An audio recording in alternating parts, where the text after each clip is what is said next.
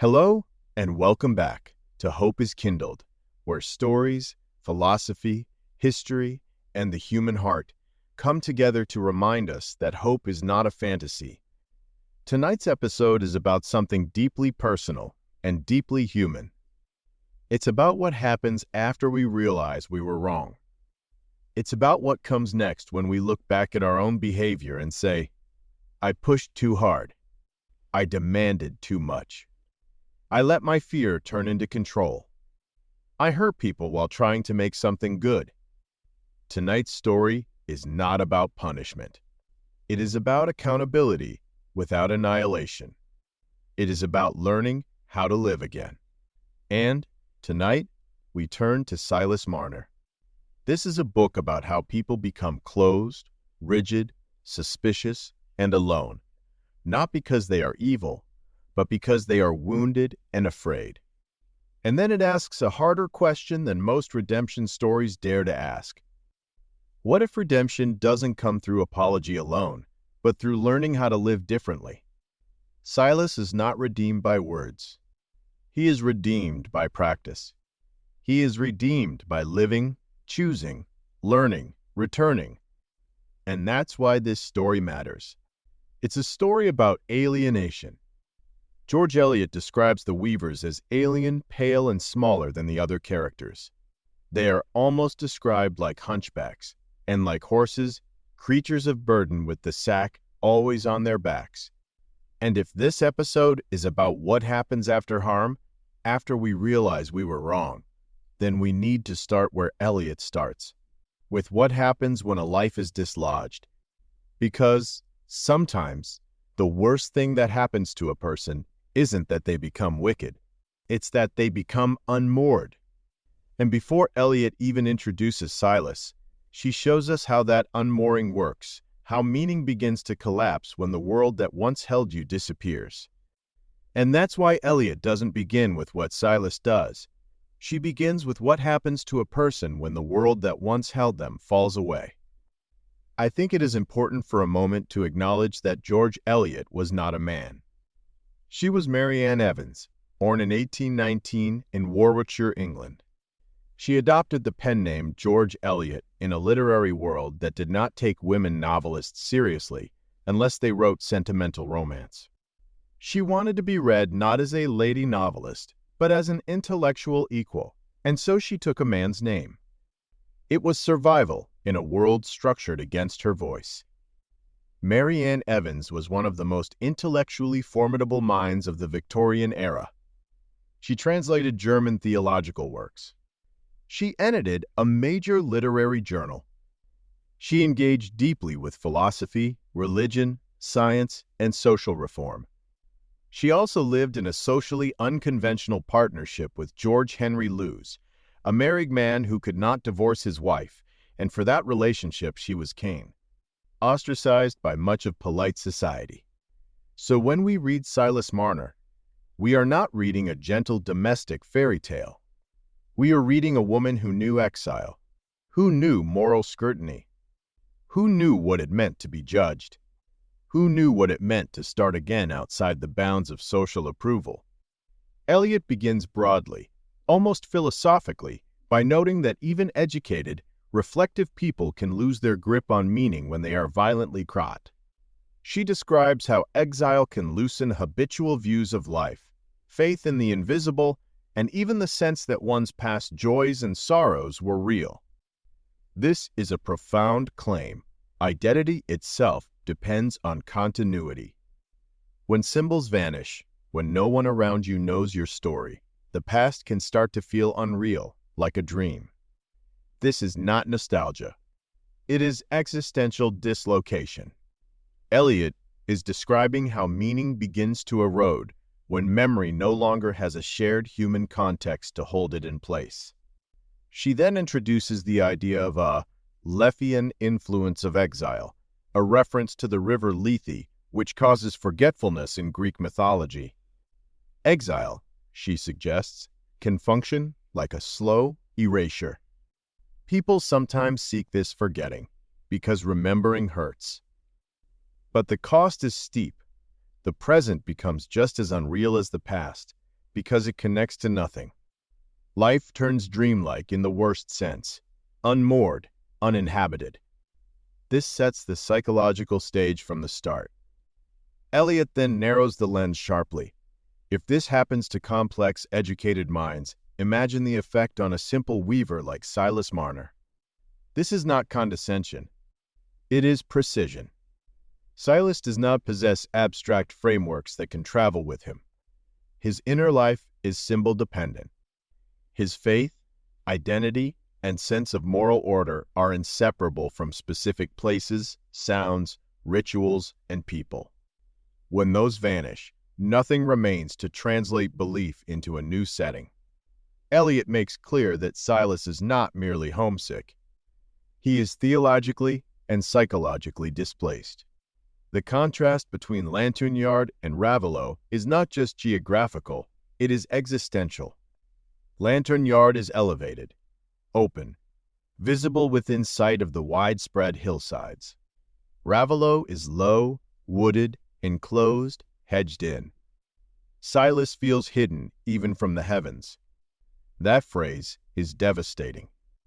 It suggests that God is no longer accessible, not because Silas has rejected faith, but because the conditions that made faith legible have disappeared. The natural world itself no longer mirrors his inner life. Even morning light offers no recognition. This is one of Eliot's deepest insights. Faith is often sustained by environment, not just belief. The long, loving catalog of Lantern-Yard's church details is not sentimental, it is structural.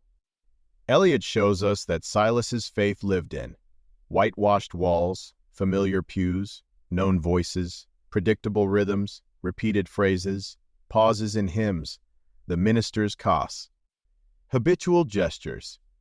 These were not empty forms. They were channels.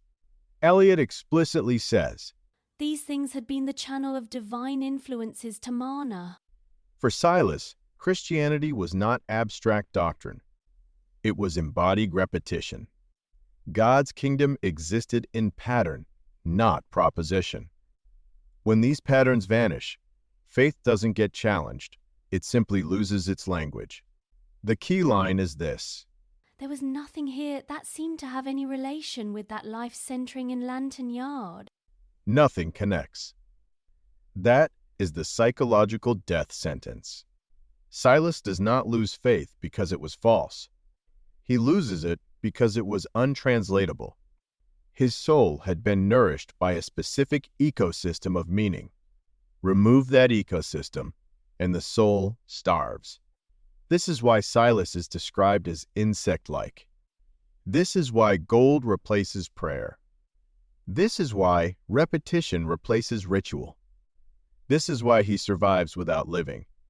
This passage is not about despair. It is about how fragile meaning is when stripped of relationship and symbol. And it quietly prepares us for redemption. Because if belief was built through embodied practice once, it can be rebuilt again through new practices, not by argument, not by correction, but by relational re-anchoring, which is exactly what happens later. Eliot is telling us something radical and compassionate. People do not lose their souls because they are weak. They lose them because the structures that once held meaning collapse, and no one helps them rebuild. Silas's fall is not moral failure. It is existential homelessness.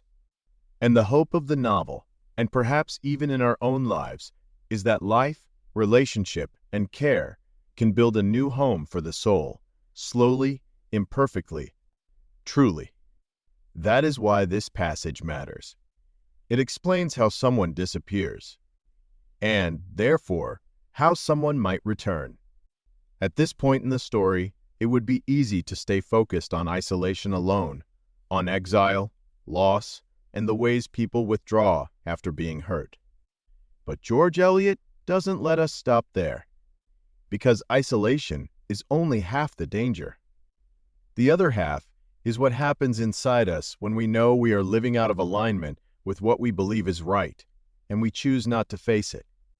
That's why Eliot shifts our attention, briefly but decisively, to Godfrey Cass. Not because he is the central character, and not because his mistakes are worse than anyone else's, but because he represents something many of us recognize, a good da. This is the moment where Eliot names the internal cost of avoidance. The moral corrosion that doesn't announce itself loudly, but settles in quietly. The way unresolved wrongs don't stay neutral, they ferment. And she names it with one of the most psychologically precise sentences in the novel. She writes, "The yoke a man creates for himself by wrongdoing will breed hate in the kindliest nature, and the good-humoured, affectionate-hearted Godfrey Cass was fast becoming a bitter man, visited by cruel wishes that seemed to enter and depart and enter again, like demons who had found in him a ready garnished hoe." This is one of the most psychologically accurate sentences Eliot ever wrote. And it is not about villainy. It is about corrosion. Eliot does not describe Godfrey Cass as cruel by nature. She is careful to name him as good-humored and affectionate-hearted. In other words, this is not a warning about bad people. It is a warning about what happens when good people repeatedly choose avoidance instead of responsibility. The yoke Eliot names is not punishment imposed from outside. It is self-created. It is the weight of knowing you are living out of alignment with what you believe to be right. And over time, that weight does something dangerous. It begins to convert discomfort into resentment. This is how bitterness forms. When guilt has nowhere to go, it turns outward. When responsibility is deferred long enough, it hardens into irritation, impatience, and eventually cruelty, not because a person wants to harm others. Eliot's image of demons entering and departing is not religious melodrama. It is a description of intrusive thoughts, those flashes of anger, envy, or harshness that surprise us precisely because they do not feel like who we are. They appear, disappear, and return again, each time finding the inner house a little more prepared for them. And that phrase, a ready-garnished home, is devastating. It suggests that moral erosion does not happen suddenly. It happens by accommodation. Each small evasion, each postponed truth, each refusal to act becomes another piece of furniture set out for bitterness to sit down. What Eliot is naming here is not condemnation. It is diagnosis. She is showing us that people do not become hard because they are evil. They become hard because they are living with unresolved wrongs, wrongdoing that has not yet been faced, owned, or repaired. This is why this quote belongs in a story about hope after harm. Because Eliot is also implying its inverse. When responsibility is faced, when truth is acknowledged, when action replaces avoidance, the house does not have to brand. Remain furnished for cruelty. The yoke can be lifted. The cycle can be interrupted. Moral corrosion is not a permanent condition. It is a warning sign. And in Eliot's moral universe, a warning sign is not the end of the road. It is the moment when a different path becomes possible. George Eliot wrote Silas Marner in the 19th century, at a time when moral reputation was often treated as destiny. Once you were labeled, good or bad, you were expected to remain so. Eliot rejected that idea completely. She believed character was formed, not fixed. That people can harden and reopen. That moral life was not about purity, but responsiveness. This places Eliot alongside other heavyweights we have come to admire, Dickens and Dostoevsky, in her insistence that change is possible. But she does something different. She refuses melodrama. She gives us no courtroom, no confession scene, no triumphant conversion. She gives us life. George Eliot is unsparing in how she presents Silas at the beginning of Silas Marner. He is not merely lonely or misunderstood.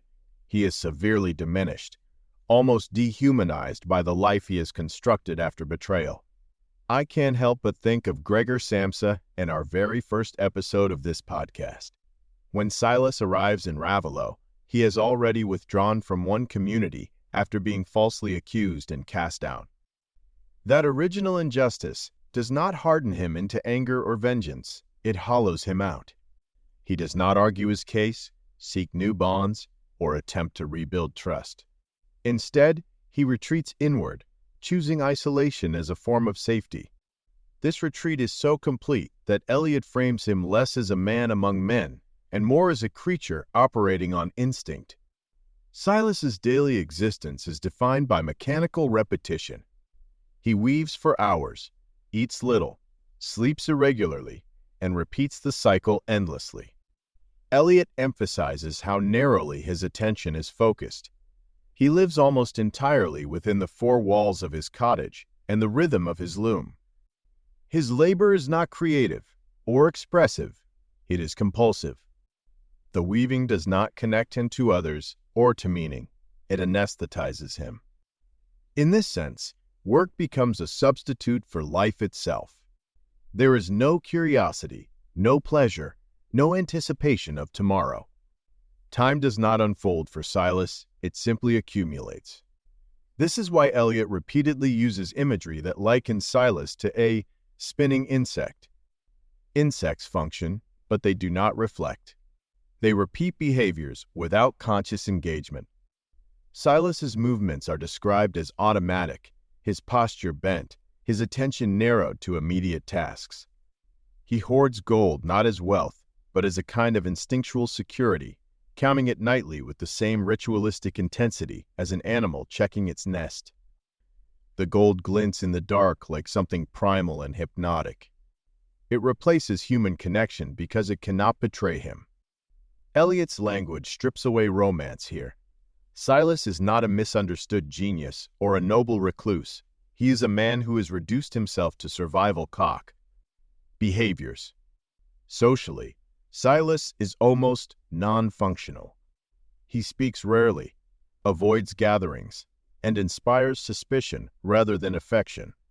The villagers view him as strange, possibly dangerous, not because he is malicious, but because he is opaque. He does not participate in shared rituals, gossip, or mutual aid. His isolation is not quiet dignity. It is alienation so complete that others no longer know how to read him.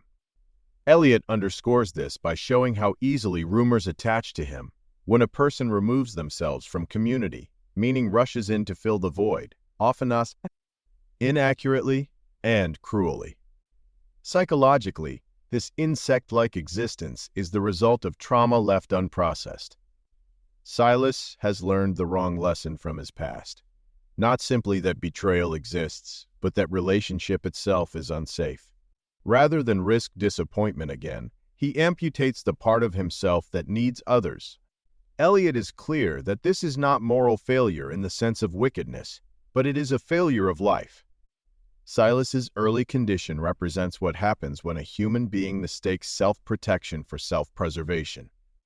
He survives, but at the cost of his humanity.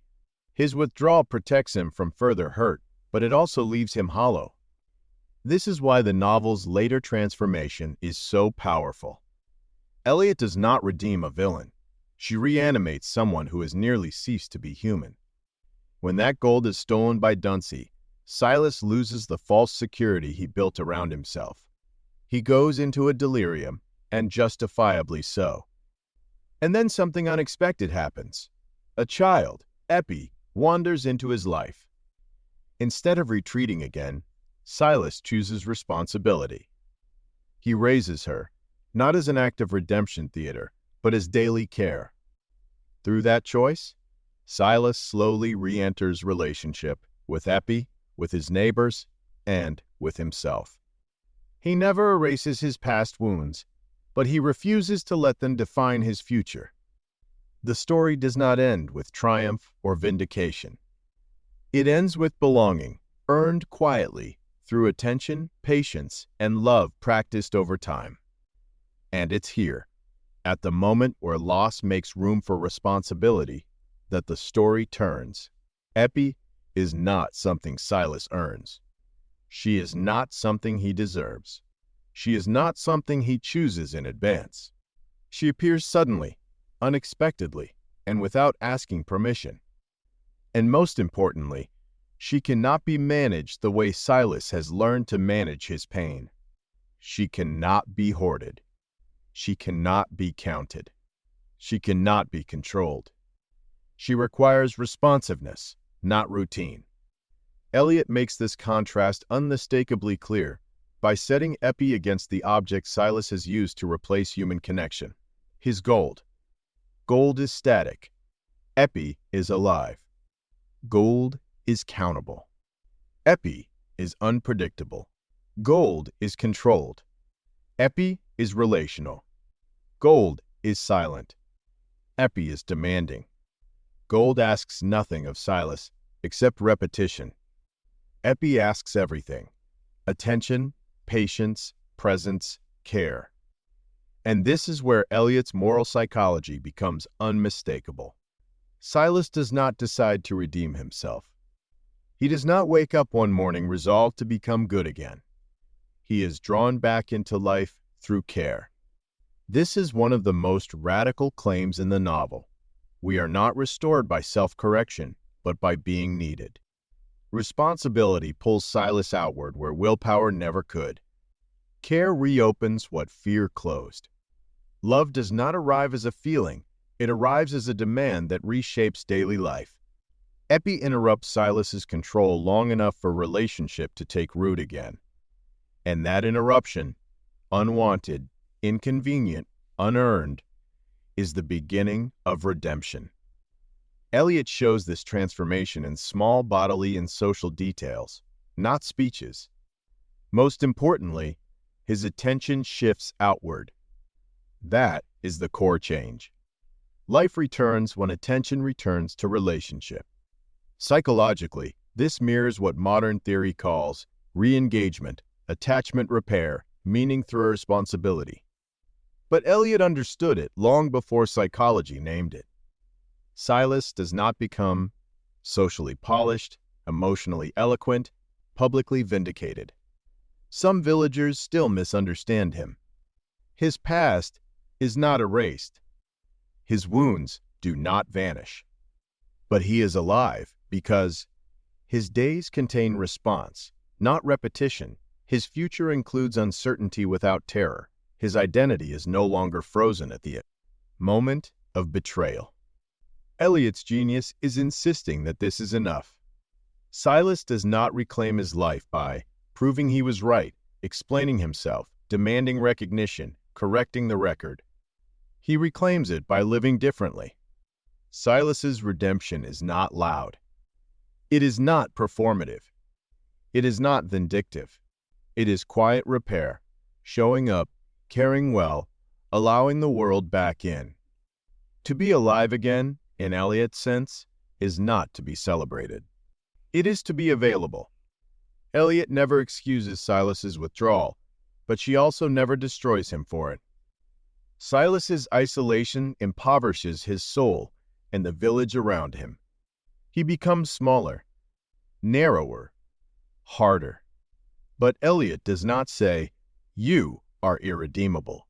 She says something braver. "You have practiced the wrong way of living long enough.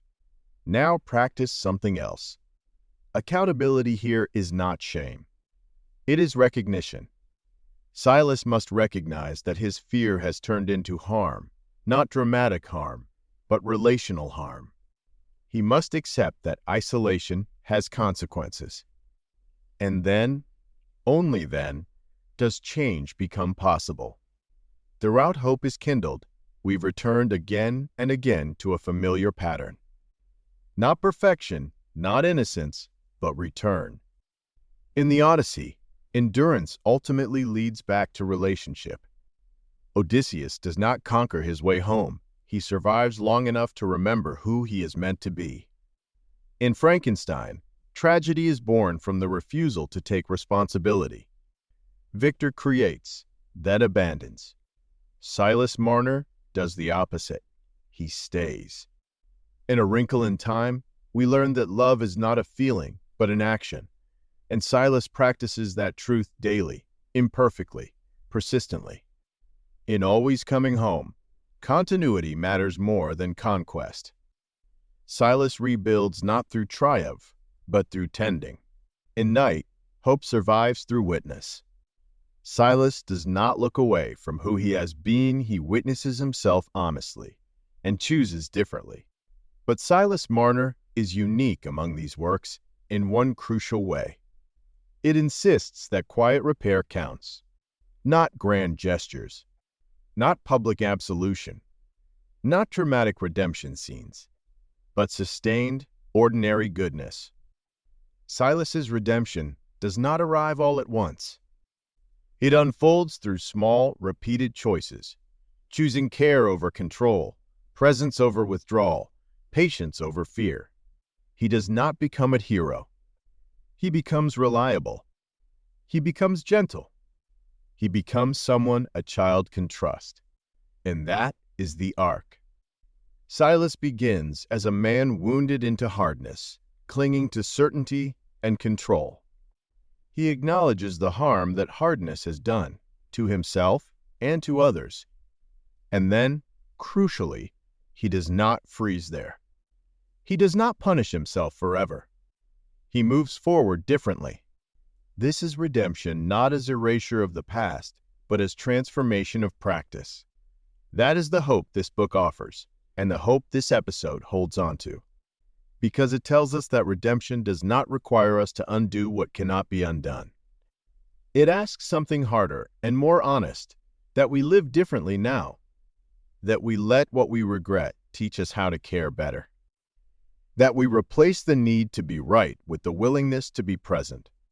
Quiet repair counts. Daily effort counts. Learning counts. And for anyone listening who carries regret, who knows they pushed too hard, demanded too much, or let fear harden them, Silas Marner offers a way forward that is 18. It offers a redemption arc that ends not in applause, but in belonging. If you're sitting with regret tonight about leadership, tone, pressure, or demands, this book offers a path forward that is neither denial nor self-punishment. It says, acknowledge what you did. Understand why you did it. Commit to practicing differently. Let your future actions speak. You do not have to become smaller. You do not have to abandon excellence.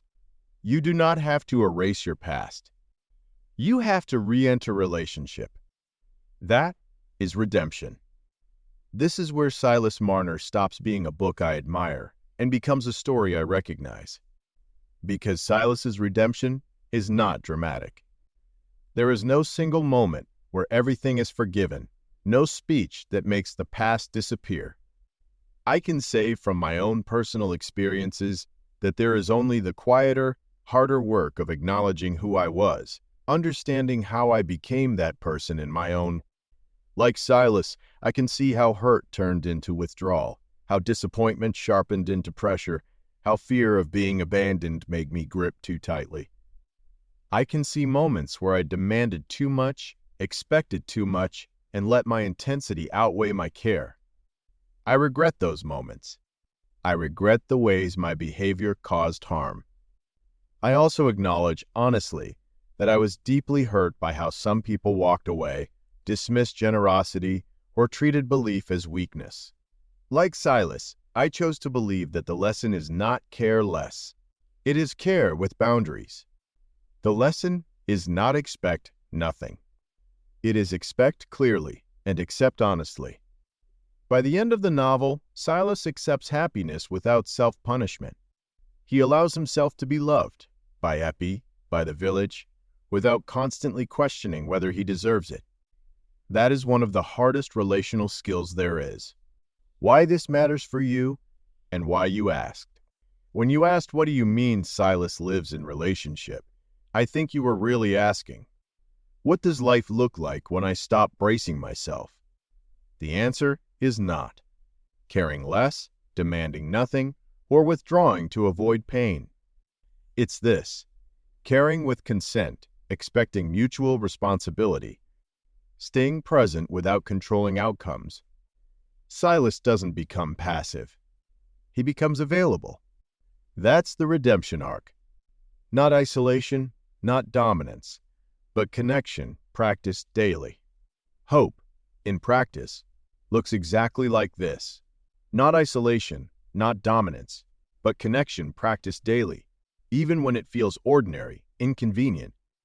And this is exactly why the phrase matters.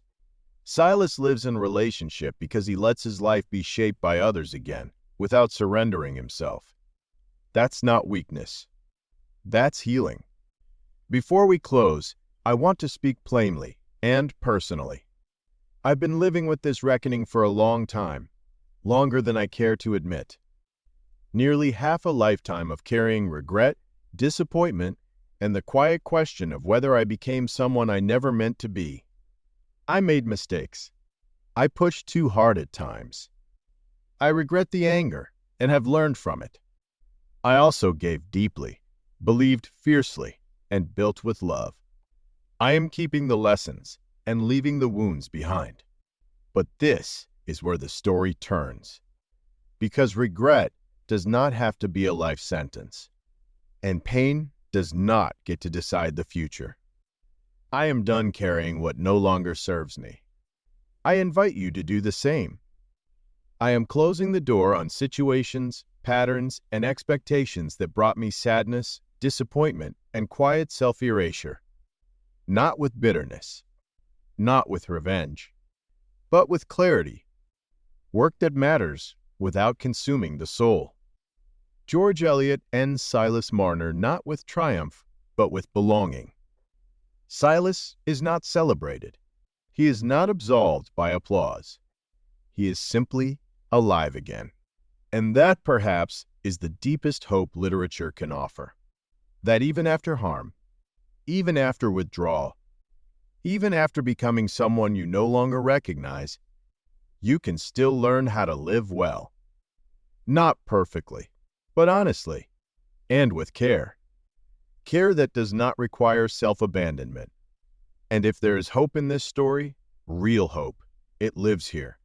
In the decision to stop repeating the same wound, in the courage to name harm without becoming it, and in the why. I am not the man I regret being in the past. I am a man who learned. And that is hope. Marianne Evans had every reason to write a bitter novel. She had been condemned by society. She had been cut off from former circles. She had endured public disapproval. Instead, she wrote about quiet repair. Instead of vengeance, she wrote about tenderness. Instead of public triumph, she wrote about domestic renewal. Instead of spectacle, she wrote about steadfast care. That is extraordinary. And her writing spoke volumes that I needed to hear. You do not have to win back society. You do not have to perform redemption publicly. You do not have to prove your worth to those who stepped away. You rebuild quietly. You nurture what is real. You practice ordinary goodness. That is enough.